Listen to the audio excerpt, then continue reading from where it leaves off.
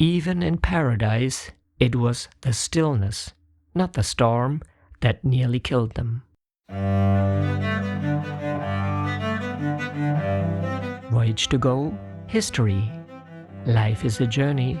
Being part of it is everything. Hello, my name is Jessica.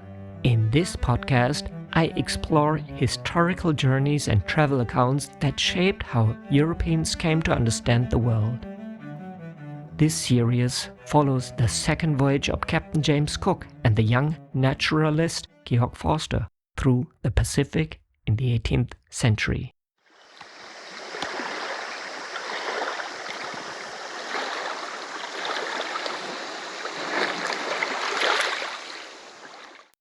What happened in the last episode? In the previous episode, the Resolution anchored at Mallicolo, where the crew encountered a society marked by caution, restraint, and clear boundaries. First contacts revealed stark differences in social roles, especially between men and women, and trade remained limited to weapons and ornaments, while food was consistently withheld. The European explored the bay and its surroundings, noting fertile land, cultivated plants and signs of abundance, yet also dense forests, scattered settlements, and a people shaped by subsistence and vigilance. Observations of customs, body modification, tools, and social behavior suggested a community organized for survival rather than openness, leaving the visitors with more questions than certainty as they prepared to depart.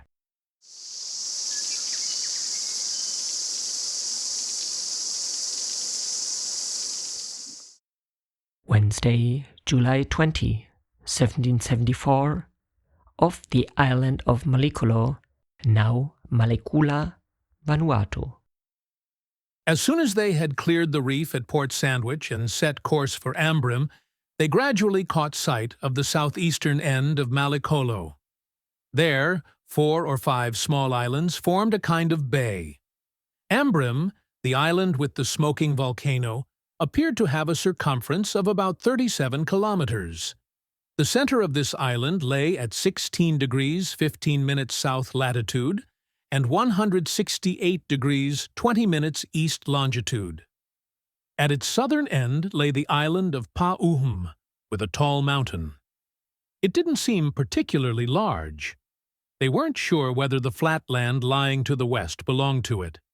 But even if the two formed a single island, it could not have measured more than 9 kilometers around. The peak in question, based on their observations, was located at 16 degrees 25 minutes south latitude and 168 degrees 30 minutes east longitude. South of that, they encountered the island of Apih. It was large, mountainous, and had a similar circumference to Ambrym, about 13 kilometers in length. The central point lay at 16 degrees 42 minutes south latitude and 168 degrees 36 minutes east longitude. The smoke they saw rising from all these islands suggested that the inhabitants prepared their food in the open over fire. On the Society and Friendly Islands, where all food was cooked underground with heated stones, they had rarely seen smoke or fire. The fresh fish meal that the entire crew had enjoyed that day nearly cost several men their lives. All the lieutenants and their tablemates, as well as a petty officer, several cadets, and the ship's carpenter, had eaten 2 red sea breams, Sparus erythrinus. But only a few hours later, severe symptoms of poisoning began to appear. The illness started with intense facial heat, followed by unbearable headaches, vomiting, and diarrhea. A paralysis set in throughout the arms, knees, and legs, leaving them barely able to stand, let alone walk. Their salivary glands swelled and secreted large amounts of mucus. The abdomen was not spared either, as repeated intestinal cramps occurred. A pig that had eaten the entrails of the fish showed the same symptoms, swelled to a terrifying degree, and was found dead in its pen the next morning. The remaining entrails, and even some cooked fish, had also been consumed by several dogs, who suffered similarly. They howled and whimpered miserably, were constantly nauseous, and could barely move from weakness. Even a small parrot from the Friendly Islands, who often sat on its master's shoulder during meals, died, despite having eaten only a single bite. In short, the joy over the fresh fish dish quickly turned into pain and lamentation. Fortunately, the ship's surgeon had been spared. He had dined that day with Georg and was thus able to provide the necessary care for the afflicted.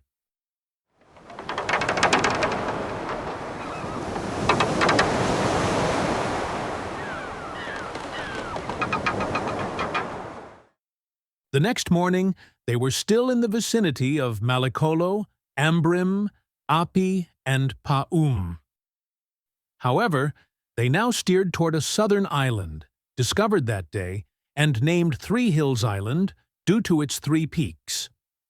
They approached to within 900 meters and found it very similar to the previously seen islands. It was densely forested and appeared to be heavily populated. Several of the islanders came to the shore. They were armed with bows and arrows and closely resembled the people of Mallicolo in appearance. At the southern tip of the island lay a large reef with several individual rocks in the sea. The entire island measured about 9 kilometers in circumference and stretched from northeast to southwest. According to astronomical observations, it lay at 17 degrees 4 minutes south latitude and 168 degrees 32 minutes east longitude. Around midday, they turned the ship and sailed northeastward to get a closer look at several small islands located off the southern point of Apih. During this course, they spotted a tall mountain in the southeast, and beyond it, a wide stretch of land. Gradually, they began to marvel at the large number of islands gathered in such close proximity. Given their southeastern orientation, they suspected that the chain might even stretch as far as New Zealand, and could thus lead to a whole series of further discoveries. In the afternoon, they reached the northeasternmost of these islands. All of them were significantly smaller than Mallicolo, Ambrym, and Apih. Indeed, not even as large as Three Hills Island or Pa-uhm. Yet they found that most of them were inhabited. This became especially evident in the evening, for as darkness fell, fires lit up even on the steepest rocks, where no inhabitants had been suspected during the day. After sunset, the wind died down completely and left them becalmed for several hours. The night was very dark, making their situation particularly dangerous, as they were surrounded by numerous isolated rocks. And indeed, a seaman aiming to discover new islands and chart their positions must be prepared for shipwreck at nearly every moment. Anyone who wishes to explore the coasts of an unknown land thoroughly must sail close along them, leaving it nearly to chance whether a storm, hidden reefs, or strong currents of the sea might suddenly destroy all hopeful expectations. Caution and sound judgment are essential for any great undertaking. But on voyages of discovery, and perhaps in many other important ventures, it seems that a certain boldness and unwavering confidence in success are the true path to glory, which, viewed from this angle, is often crowned with greater rewards than it may truly deserve. When Georg Forster writes about the constant danger of shipwreck, this is not a rhetorical exaggeration. 18th century navigation relied on incomplete charts, uncertain longitude, and visual estimation of reefs and currents. Soundings were taken with lead lines, but these only provided information directly beneath the ship, not about what lay ahead. To map an unknown coast, a vessel had to sail close enough to observe its shape, landmarks, and anchorages. Remaining at a safe distance meant learning almost nothing. Exploration therefore required deliberate risk. Every decision involved a trade-off between knowledge and survival.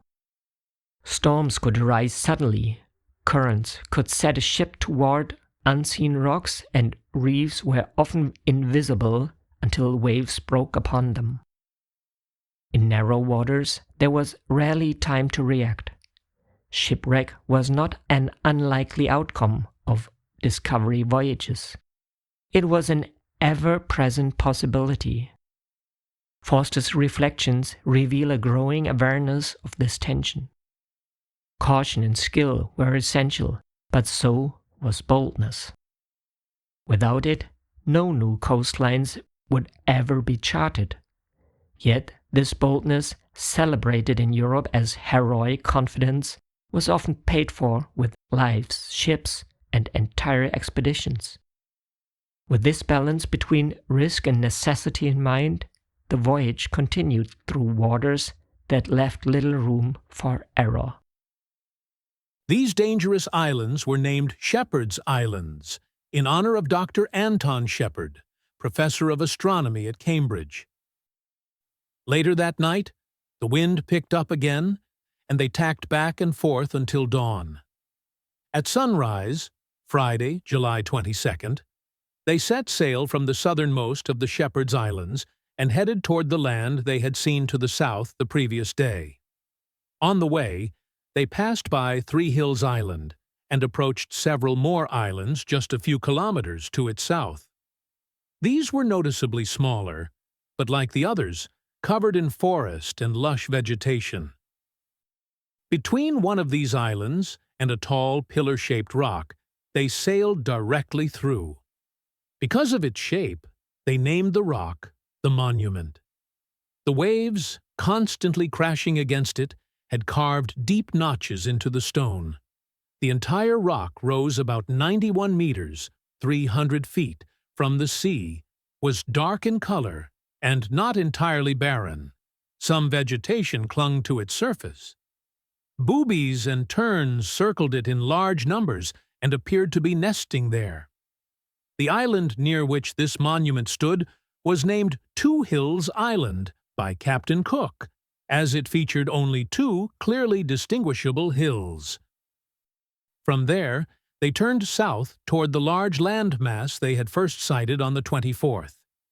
From the southwest, they saw a canoe with a triangular sail, quite far from Three Hills Island. This suggested that the inhabitants of this island group, like those on the Society and Friendly Islands, maintained contact and exchange with one another. By the afternoon, they were close to the southern island, which now appeared to consist of two parts, and were about to sail past it when the wind suddenly died. The tide or current began to carry the ship steadily westward. Thus, just like the night before, they found themselves once again in a dangerous situation. Only this time, the moon shone brightly, allowing them to clearly see how quickly the current was pushing them toward the western island. They feared being smashed against its northern end, a terrifying prospect, as this island consisted of tall, black, nearly vertical cliffs, with only a narrow, rock-strewn strip of beach at the base. Until around 10 p.m., their fate remained uncertain. Launching the boats to tow the ship would have been futile given the strength of the current. The waves tossed the vessel about in circles, turning it now broadside, then bow first, then stern first, toward the shore. How fearfully the crashing of the waves echoed off the rock! Never before had the thunder of the surf seemed so dreadful, for never before had it so plainly threatened disaster. At last, the current carried the ship past the coast, narrowly, but without damage. When daylight broke, Saturday, July 23rd, the wind rose again. They sailed between the two islands. The eastern one was barely 15 kilometers, 8 to 9 nautical miles, in circumference, yet still inhabited. Many people came armed with bows, arrows, and throwing spears to the beach to observe them with curiosity. In the middle of the island rose a fairly tall hill, largely free of forest.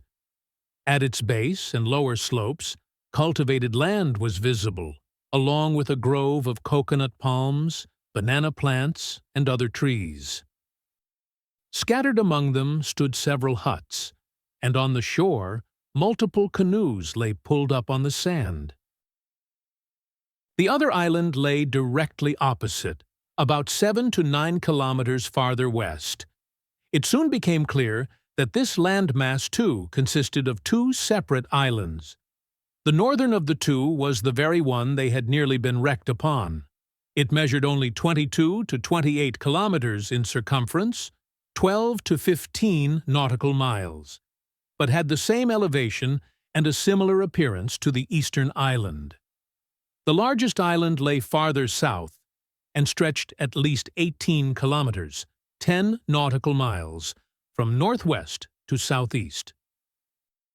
It was also quite mountainous, but nowhere steep, and delighted the eye with many beautiful views. Dark forests alternated pleasantly with broad open spaces, whose golden color reminded them of ripe grain fields in Europe. Altogether, this island appeared to be one of the most beautiful in the newly discovered group, and especially well suited for a European colony.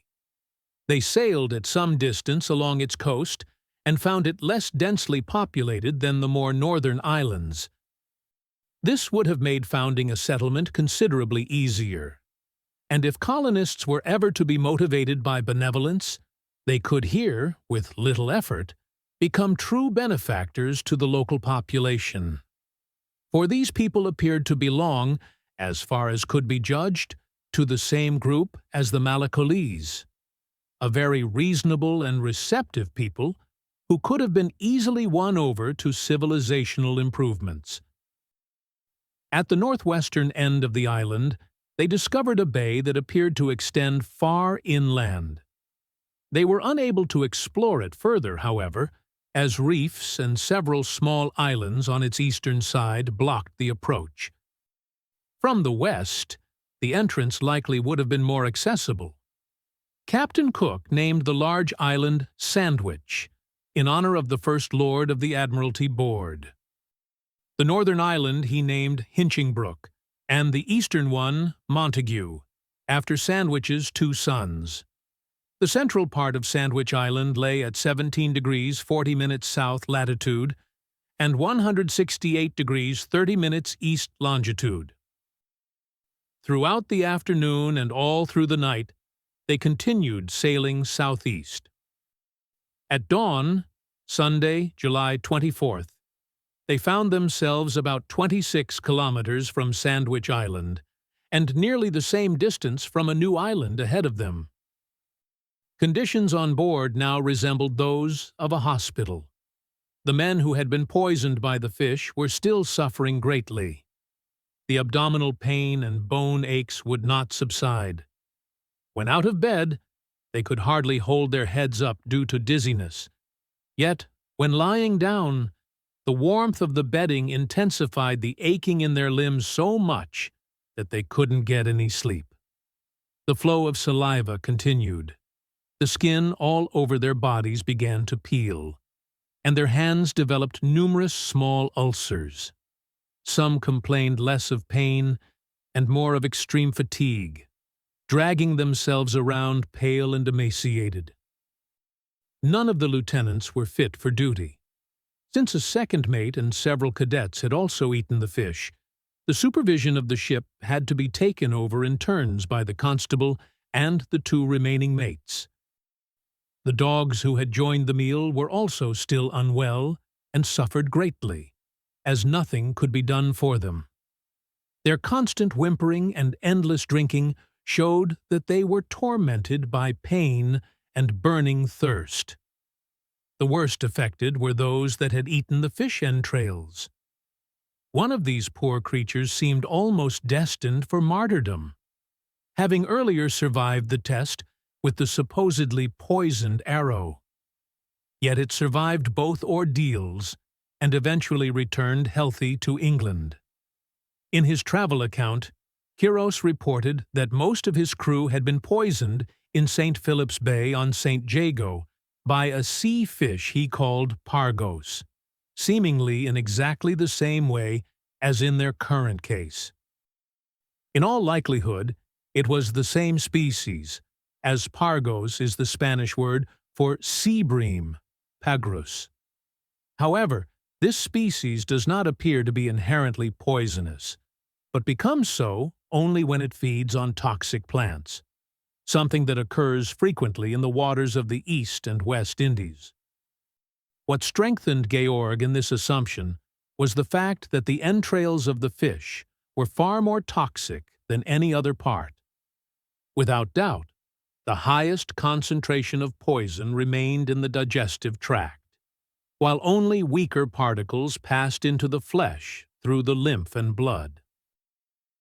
Ciguatera poisoning, vividly described by Georg Forster after the crew consumed 2 red snappers near Vanuatu, represents an early and striking example of a tropical fish intoxication still common today. The illness is caused by ciguatoxin, a potent neurotoxin originally produced by microscopic algae known as dinoflagellates. These organisms colonize dead coral surfaces and enter the food chain when grazed by small herbivorous fish.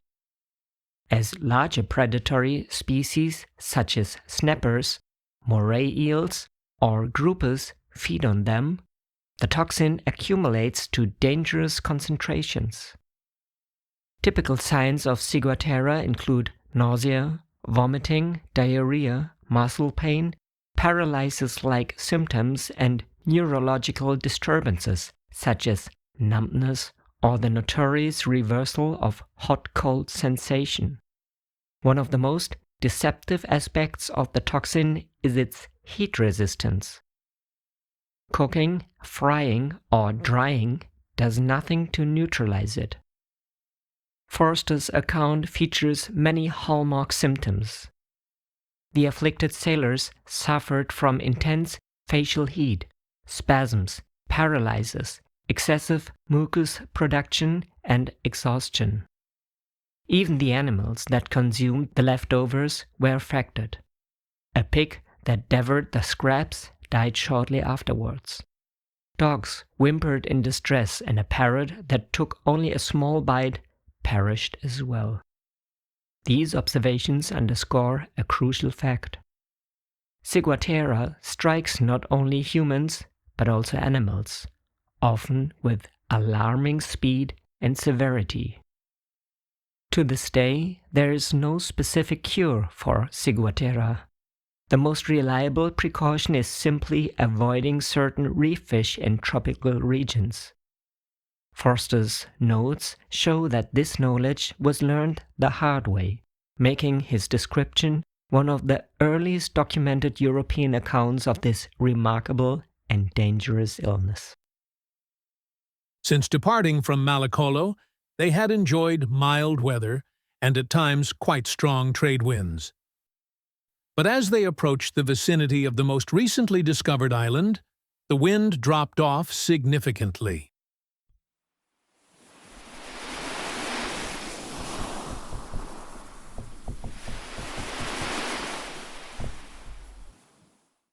The following day, Monday, July the 25th, there was a complete calm. Despite this, the ship rocked unpleasantly back and forth due to the ongoing swell, and the current pushed it several kilometers northward. In the evening, they spotted another island in the distance, southeast of their position, though at first they paid it little attention. With the help of the wind that picked up again on the 29th, by the following day, the 30th, they were only about 11 kilometers from land. That afternoon, they once again used a dog, now fully recovered, to test the effect of the Mallicoloan arrows. A cut was made into the animal's loin with a lancet. Both the resin that had been glued to the bone tip of the arrow and the greenish, earthy substance that had been packed between the wrapped coconut fibers were sprinkled into the wound. A plaster was applied over it to make absolutely sure the experiment wouldn't fail. But the dog healed just as quickly as if nothing foreign had entered the wound. The next morning, July 31st, there was again a complete calm. The sailors began to think the island was bewitched, as no matter how hard they tried, they couldn't get any closer. The other island to the southeast, which had been spotted on the evening of the 28th, could now be seen much more clearly. The closer island appeared barren, and by far not as inviting as the previously discovered islets. Still, it seemed to be inhabited. Thick smoke was rising from it. It was deeply frustrating to see the coast so close, and yet be unable to reach it. To be confined aboard the ship, and yet aware of people nearby whose perspectives and ways of life might have held something new. To be deprived of exchange when they would have welcomed it so openly. Obstacles, as is well known, only intensify desire. And perhaps that was the case here too. In truth, it was no great loss that they couldn't land, as the visible barrenness of the island left little hope for provisions. That afternoon, they caught 2 sharks that had been circling the ship with their usual companions, pilotfish and remoras. One of these large, ravenous creatures turned out to be something of a gourmet. In its stomach, they found no fewer than 4 young turtles, each about 45 centimeters in diameter, along with the skin and feathers of a so-called booby. And although that alone would have been a feast, the shark hadn't resisted the fatty pork that had been hung from the fishing hook. No sooner had it been hauled aboard than everyone wanted a piece of it. Within minutes, the fish was butchered, cooked, and eaten. The other tried to break free, but the officers shot it with a few bullets. After all, they too didn't want it to escape. In a way, they had avenged all sea creatures on these 2 gluttonous tyrants. In hot regions, one grows tired of salted meat especially quickly, likely because it only adds to the already intense thirst. Since their departure from Namoka, they hadn't eaten anything else, so it's easy to understand why no shark had ever tasted as good to them as this one. During the night, a light wind came up, allowing them to once again set course for the land. On the morning of August 1st, they spotted a solitary rock a few kilometers off the mainland. The closer they came, the less reason they saw to consider the island as barren as it had first appeared. Around 10 a.m., a sudden commotion broke out. The ship was on fire. The alarming news instantly spread panic. Distressed faces appeared everywhere, and it took some time before even the first attempts to put out the fire were made. The sudden confrontation with imminent danger left little room for clear thinking or decisive action. Presence of mind and determination were invaluable at that moment, but rare. And so it was hardly surprising that they were mostly lacking in those few who held command. But even the most steadfast are hard-pressed to endure a more severe trial than being aboard a burning ship. A storm, even near dangerous coasts, feels less threatening, because at least there's still hope of rescue. Fire was the greatest fear aboard any wooden sailing ship. Hulls, decks, masts, rigging, and sails were made of dry timber, tar, and canvas, all highly flammable. Once a fire took hold, it could spread faster than any crew could control. Ships carried open flames daily. Lamps, candles, cooking fires, and heated tools were unavoidable. Gunpowder was stored below deck, often dangerously close to living quarters. A single spark in the wrong place could mean immediate destruction. Unlike storms or groundings, fire offered almost no chance of survival. There was nowhere to flee, nowhere to anchor, and no rescue to be expected. Even experienced sailors could panic, knowing that discipline and courage might not be enough. For this reason, reports of fire aboard a ship are often charged with exceptional emotional intensity. The fear described here reflects not exaggeration, but a well-founded awareness that few dangers at sea were more final. Seen against this background, the sudden panic aboard the Resolution becomes tragically understandable. In today's fire alarm, however, the fright turned out to be greater than the actual danger. In the initial panic, they believed the fire had broken out in a sailcloth storeroom. In the end, it turned out that a lamp in the purser's cabin had merely caught hold of a piece of Tahitian fabric, and that the resulting smoke alone had sparked the fear of a much greater disaster.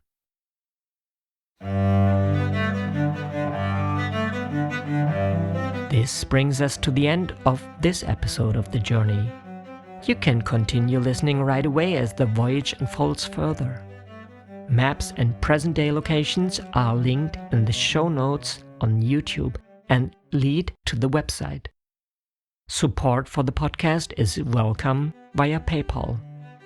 Because life is a journey, being part of it is everything.